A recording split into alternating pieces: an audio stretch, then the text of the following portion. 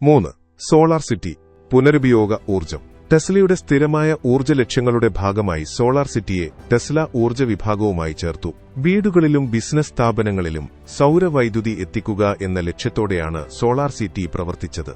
മസ്കിന്റെ ഈ സംരംഭം പാരമ്പര്യേതര ഊർജ്ജ സ്രോതസ്സുകളിലേക്ക് ലോകത്തെ തിരിച്ചുവിടുന്നതിൽ നിർണായകമായ പങ്ക് വഹിച്ചു. സോളാർ റൂഫ് പോലെയുള്ള കണ്ടുപിടുത്തങ്ങൾ സൌരോർജ്ജ പാനലുകളെ കെട്ടിടങ്ങളുടെ രൂപകൽപ്പനയുമായി ചേർന്നുപോകാൻ സഹായിച്ചു. ഇതുകൂടാതെ ടെസ്ല പവർവാൾ മെഗാപാക്ക് പോലുള്ള ബാറ്ററി ഊർജ്ജ സംഭരണ സംവിധാനങ്ങൾ വൈദ്യുതി വിച്ഛേദിക്കപ്പെടുമ്പോൾ ബാക്കപ്പ് ഊർജ്ജം നൽകാനും സൌരോർജ്ജം സംഭരിക്കാനും സഹായിച്ചു.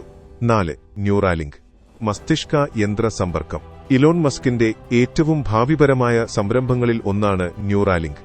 മനുഷ്യന്റെ മസ്തിഷ്കവും കമ്പ്യൂട്ടറുകളും തമ്മിൽ നേരിട്ടുള്ള ബന്ധം സ്ഥാപിക്കാൻ ലക്ഷ്യമിടുന്ന ന്യൂറോ സാങ്കേതികവിദ്യ കമ്പനിയാണിത്. ഈ സാങ്കേതികവിദ്യ തുടക്കത്തിൽ പാർക്കിൻസൺസ്, പക്ഷാഘാതം, കാഴ്ചക്കുറവ് തുടങ്ങിയ രോഗങ്ങളുള്ളവരെ സഹായിക്കാൻ ഉദ്ദേശിച്ചുള്ളതാണ്. മസ്തിഷ്കത്തിൽ ഒരു ചിപ്പ് സ്ഥാപിച്ചുകൊണ്ട് മനുഷ്യന്റെ മസ്തിഷ്ക പ്രവർത്തനങ്ങൾ രേഖപ്പെടുത്താനും ഉത്തേജിപ്പിക്കാനും കഴിയും. മസ്തിഷ്കത്തിന്റെ നൂതനമായ സാധ്യതകൾ അൺലോക്ക് ചെയ്യാനും മനുഷ്യന്റെ ബുദ്ധിയെ കൃത്രിമ ബുദ്ധിയുമായി സംയോജിപ്പിക്കാനും ഇതിലൂടെ സാധിക്കും.